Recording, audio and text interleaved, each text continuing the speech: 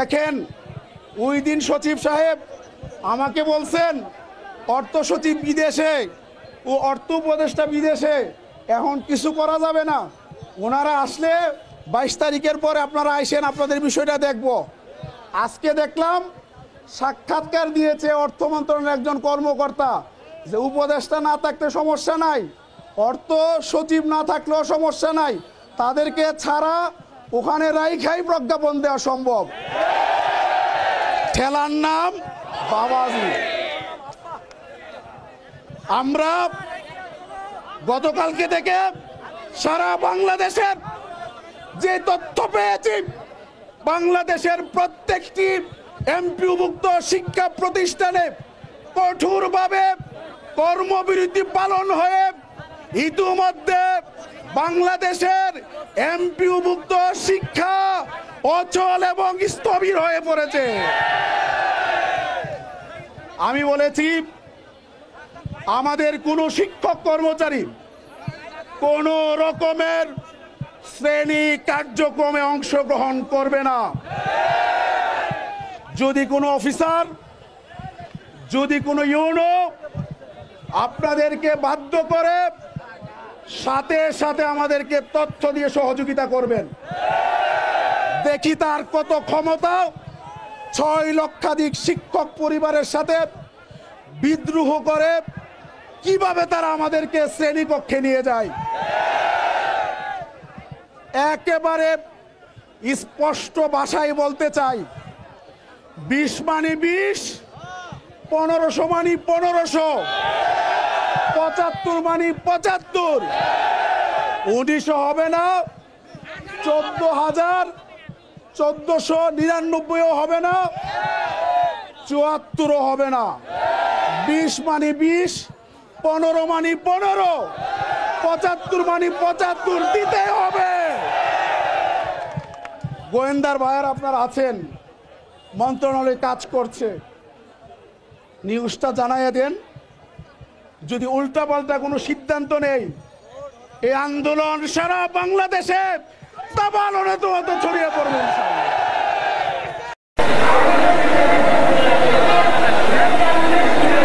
জাতীয়করণ সহ 3 দফা দাবিতে জাতীয় প্রেস ক্লাবের সামনে অবস্থান কর্মসূচি পালন করছেন এমপিওভুক্ত শিক্ষকেরা।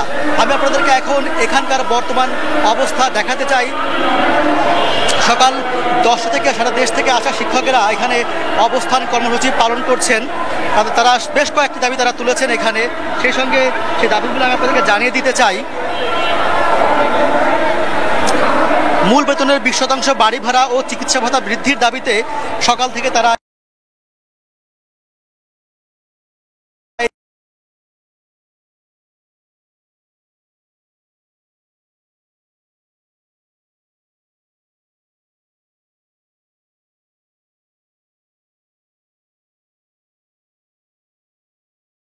অধ্যক্ষ মাইনুদ্দিন নেতৃত্বে মূলত অর্থ উপদেষ্টার সাথে কথা বলছেন। এরপরে কি সিদ্ধান্ত আসবে, সেই সিদ্ধান্তের উপরে আসলে পরবর্তী এই কর্মসূচি কি হবে সেই সিদ্ধান্তটা তারা নেবেন। আমি এখানকার আন্দোলনরত কয়েকজন শিক্ষকের সঙ্গে কথা বলে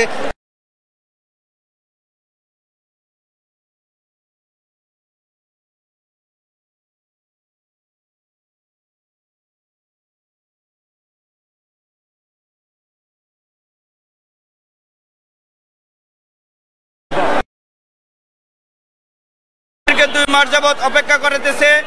আজকে পর্যন্ত আমাদের অপেক্ষার দিন শেষ। 2-3 দিন আগে আমাদেরকে সেই বাড়ি ভাড়া 1000 টাকার পরিবর্তে 500 টাকা বাড়িয়ে আমাদের শিক্ষক সমাজকে কলঙ্কিত করেছে। শিক্ষক সমাজের রক্তে রক্তক্ষরণ শুরু হয়েছে। সুতরাং আমরা আমাদের সেই ন্যায্য দাবি 20% বাড়ি ভাড়া এবং 1500 টাকার চিকিৎসা ভাতা আদায় করার জন্য জাতীয় প্রেস ক্লাবে লক্ষ লক্ষ শিক্ষক সমবেত হয়েছি। এর আগে আসলে আপনারা এই ধরনের ভাতা পেতেন কিনা? আপনারা আমরা এর আগে মাত্র 1000 টাকা বাড়ি ভাড়া পেতাম। বাংলাদেশের কোথাও এমন আছে যে 1000 টাকায় বাড়ি ভাড়া পাওয়া যায় এবং 500 টাকা মাত্র নামে মাত্র আমরা চিকিৎসা ভাতা পেতাম। কিন্তু আমরা সরকারি কর্মকর্তারা যেমনিভাবে 45% বাড়ি ভাড়া পাই, আমরা বলছি যে আমাদেরকে 45% দিতে হবে না, যেহেতু এখন অর্থনৈতিক অবস্থা একটু খারাপ, আমাদেরকে কমপক্ষে 20% বাড়ি ভাড়া দেন। এবং মন্ত্রণালয় থেকে আমাদেরকে আশ্বাস দেওয়া হয়েছে যে এটা অল্প দিনের ভিতরে আপনাদেরকে দেওয়া হবে। কিন্তু দীর্ঘ 2 মাস যাবৎ আমাদেরকে গত মাসের 13 তারিখ আমাদের প্রোগ্রাম ছিল, এটাকে ওনারা লেজি করেছেন যে আপনারা আমাদেরকে একটু সময় দেন। আমরা আরো 1 মাস দীর্ঘ সময় বেঁধে দিয়েছি, কিন্তু তারা আজ পর্যন্ত তারা আমাদেরকে বাড়ি ভাড়া দেয় নাই। বরঞ্চ আমাদের পূর্বের 1000 টাকার বাড়ি ভাড়ার সাথে মাত্র 500 টাকা বৃদ্ধি করে তারা বলতেছে যে আমরা 50% বাড়াইয়া দিছি, দিয়ে একটা প্রজ্ঞাপন জারি করে ফেলেছে, যেটা শিক্ষক সমাজের সাথে একেবারেই শুভঙ্করের ফাঁকির মতো। এটা আমাদের উপর একটা নির্মমভাবে এটা চাপিয়ে দেওয়া হয়েছে। এটা আমরা প্রত্যাখ্যান করেছি এবং 20% বাড়ি ভাড়া যেটা আমরা দাবি জানিয়েছিলাম 45%-এর জায়গায় আমরা সেই বাড়ি ভাড়া আদায়ের লক্ষ্যে আজকে আমরা এখানে একত্রিত হয়েছি। আমাদের দাবি যতক্ষণ পর্যন্ত মানা না হয় ততক্ষণ পর্যন্ত আমরা এই প্রেস ক্লাবের মধ্যে অবস্থান করব আমরা ইনশাআল্লাহ। আপনাদের তারা প্রতিনিধি দল ভিতরে আলোচনা করছেন, আসলে তারা আসলে আপনারা কোন সিদ্ধান্তের জন্য অপেক্ষা করছেন? আসলে ওনারা আপনারা জানেন 10 সদস্য বিশিষ্ট যে প্রতিনিধি টিম অর্থ মন্ত্রণালয় অর্থ সচিবের সাথে সাক্ষাৎ করেছেন এবং এখন পর্যন্ত মিটিং থেকে তারা বের হয়ে গেছেন। তারা আমাদেরকে কি সিদ্ধান্ত জানাবেন আমরা এটার অপেক্ষায়। আমরা এখন যেটা জানি তারা যেই জাতীয় যেই আপনার শহীদ মিনারে তারা গেছে, তাদের সিদ্ধান্তের জন্য আমরা অপেক্ষা আছি। সিদ্ধান্ত যদি আমাদের অনুকূলে হয় আমরা রাজপথ ছেড়ে দিব। আমরা শিক্ষক, আমরা চাই আমরা ক্লাস ফিরে যেতে। তো শিক্ষক যদি ওই বৈষম্যমূলক তাদের যে আচরণ, তাদের যেই অ্যাটিটিউড, আমাদেরকে মাত্র 1000 টাকা বাড়ি ভাড়া, যদি এটা আমাদের 20% যদি মেনে না নেয়, আমরা এখানে অবস্থান অনির্দিষ্টকালের জন্য যে আমাদের অবস্থান কর্মসূচি ডাক দেওয়া হয়েছে আমরা এটা থাকবো। এবং আপনি এটা জানেন মঙ্গলবার থেকে আমরা কর্মবিরতিতে যাব, অর্থাৎ আমাদের কেন্দ্রীয় কমিটির সিদ্ধান্ত অনুযায়ী আমরা রাজপথে থাকবো যতদিন না আমাদের দাবি দাওয়াগুলো মানা হয়। যেমনটি শুনছিলেন আসলে 20% বাড়ি ভাড়ার দাবি এবং সেই সঙ্গে চিকিৎসা ভাতা বৃদ্ধির দাবিতে তারা আন্দোলন করছেন এবং এই দাবি যদি মেনে না নেওয়া হয়, যতক্ষণ পর্যন্ত মেনে না নেওয়া হবে ততক্ষণ পর্যন্ত আন্দোলন চলবে এবং তারা এখনও চূড়ান্ত সিদ্ধান্তের অপেক্ষায় এখানে অবস্থান করছেন। এবং তারা এটাও জানিয়েছেন যে আগামী যদি দাবি মেনে না নেওয়া হয় তাহলে আগামী মঙ্গলবার থেকে তারা কর্মবিরতিতে যাবেন।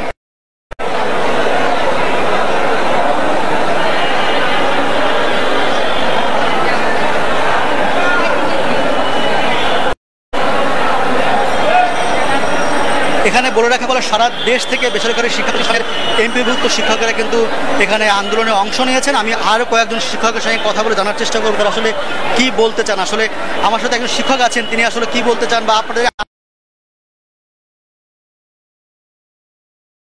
আন্দোলনের কারণ বা কি চান আপনারা আসলে? বিসমিল্লাহির রহমানির রহিম। আসসালামু আলাইকুম ওয়া রাহমাতুল্লাহি ওয়া বারাকাতুহু। আমরা শিক্ষক, আমাদের দাবি 20% আমাদেরকে দিতে হবে, কারণ সরকার আমাদেরকে অনেক দিন আমাদেরকে আশ্বাস দিয়ে আসতেছে আমাদেরকে 20% বাড়ি ভাড়া দিবে। এখন 20% না দিয়া আর 15% চিকিৎসা এটা না দেওয়ার পরিবর্তে সরকার আমাদেরকে উপহাস করে আমাদেরকে 500 টাকা বৃদ্ধি করছে। এই জন্য আমরা আজকে আমাদের এই আন্দোলন, আমরা 500 টাকা আমরা মানি না, আমরা করছি 500 টাকা মানে আমাদেরকে 20% আমাদেরকে দিতে হবে, এই আমাদের দাবি। যেমন শুনছিলেন চিকিৎসা ভাতার কথা বলছিলেন, তারা আসলে আপনি কি জানা আসলে আন্দোলনের কারণটা কি? আমাদের আন্দোলনের কারণ হচ্ছে কি একটাই, যে আমাদের যে বাড়ি ভাড়া খুবই নগণ্য বাড়ি ভাড়া দিত, যেটা আমাদের আসলে শিক্ষকদের জন্য এটা পর্যাপ্ত নয় এবং এটা আমাদের জন্য আসলে সত্যিকার অর্থে অসমানিত। সেক্ষেত্রে আমরা বেশি চাচ্ছি না, আমরা মাত্র 20% বাড়ি ভাড়া চাচ্ছি। এবং আমাদের আমাদের হচ্ছে গিয়ে মেডিকেল ভাতা আমাদের যেখানে 1000 টাকা দিত সেক্ষেত্রে আমরা আর 500 টাকা বাড়তে চেয়েছি। তো আমাদের এই যে 1500 টাকা, আর আমাদের আপনার কর্মচারীদের জন্য আমাদের 75%, কিন্তু সরকার সেখানে আমাদের মাত্র 500 টাকা আমাদের বাড়ি ভাড়া দিয়ে আসলে আমাদের একটা অসম্মানের মধ্যে ফেলছে। আপনারা জানেন ইতিপূর্বে আমরা এই প্রেস ক্লাবে অনেকবার আসছি, এখানে লাগাতার কর্মসূচি আমরা পালন করছি। এখানে আমাদের মতো অনেক শিক্ষক মারা গেছে, নির্যাতিত হয়েছে। এটা কি আসলে সরকারের বোধগম্য নয়? আমরা যে শিক্ষক, আমরা যদি এইভাবে নিপীড়িত হই তাহলে আমরা কিভাবে প্রতিষ্ঠানিক আমরা বাচ্চাদেরকে শিক্ষা দান করি? আমাদের যদি মর্যাদা আমরা সঠিকভাবে মর্যাদা না পাই তাহলে আমরা কিভাবে আমরা সমাজে, যে দেশের শিক্ষকদের মর্যাদা নেই সে দেশটা কাছ থেকে আমরা কি আশা করতে? কাজেই এটাই আমাদের শেষ আন্দোলন। শেষ করতে এটাই না যে আমাদের আন্দোলন চলতে থাকবে, অব্যাহত থাকবে। যদি আমাদের এই দাবি দেওয়া সরকার মেনে না নেন, আমাদের দাবি অব্যাহত। আপনারা শুনছিলেন আসলে তাদের দাবি দেওয়া আসলে কি। 2 মাস আগে এই তাদেরকে ভাতা বৃদ্ধির ব্যাপারটা বলা হয়েছিল, কিন্তু যে শতাংশ কথা বলা হয়েছিল সেগুলো দেওয়া হয়নি, যে কারণে তারা 20% ভাতা দাবির জন্য এই আন্দোলনে তারা আজকে সমবেত হয়েছেন। তবে এই আন্দোলনের ফলে এই রাস্তায় কিন্তু যানজট সৃষ্টি হয়েছে এবং আইন শৃঙ্খলা বাহিনীর সদস্যরা বলছেন তারা রাস্তা ছেড়ে শহীদ মিনারের দিকে অবস্থান নেন, তাহলে এখানে যান চলাচল স্বাভাবিক হয়ে যাবে।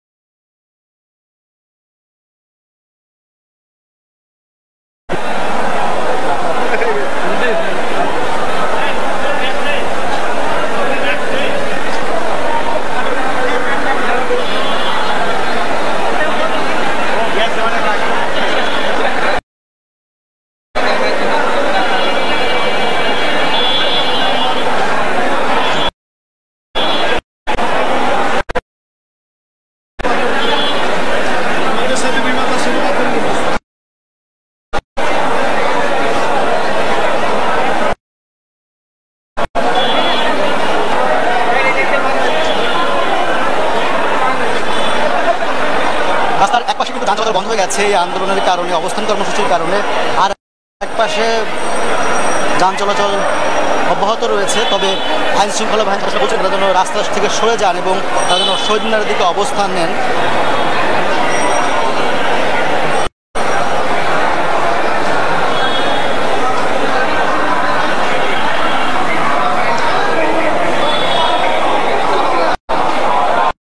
আবার একটু আপনাদেরকে জানিয়ে রাখতে চাই যে এই সারা দেশ থেকে আসা এমপিভুক্ত শিক্ষকেরা আজ সকাল 10টার পর থেকে আন্দোলন শুরু করেন এবং তারা যে দাবিগুলো তারা তুলেছিলেন সে দাবিগুলোর মধ্যে রয়েছে মূল বেতনের 20% বাড়ি ভাড়া এবং চিকিৎসা ভাতা বৃদ্ধি।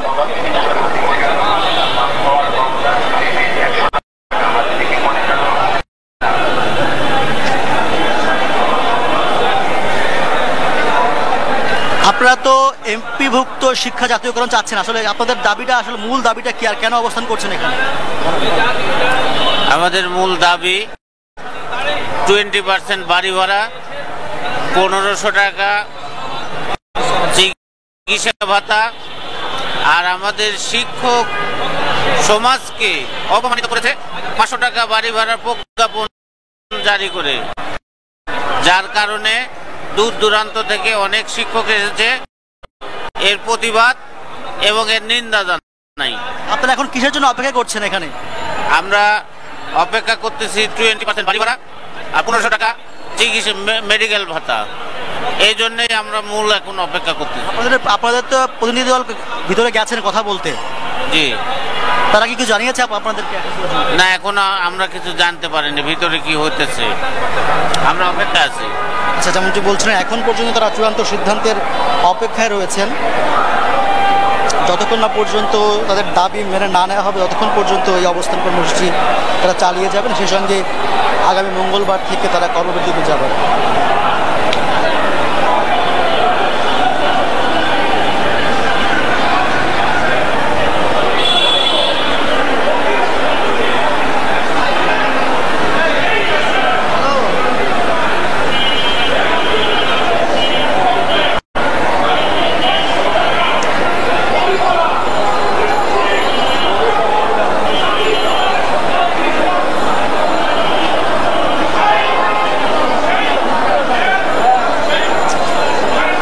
আমরা কয়েকজন শিক্ষকের সঙ্গে কথা বলে জেনেছি, তারা আসলে বলছিলেন যে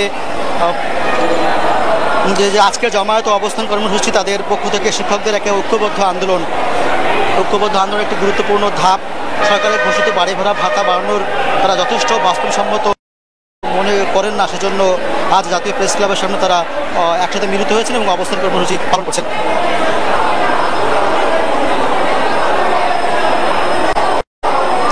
এবং তারা এটাও স্পষ্ট করে বলেছেন যে দাবি আদায় না হওয়া পর্যন্ত সারা দেশ থেকে আসা শিক্ষকেরা কিন্তু বাড়ি ফিরে যাবেন না এবং তারা প্রজ্ঞাপন চান।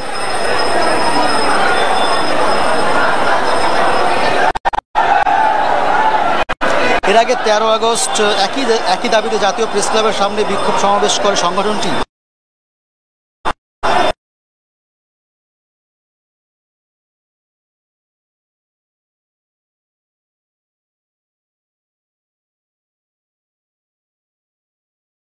ভাতা বাড়ানোর পাশাপাশি সার্বজনীন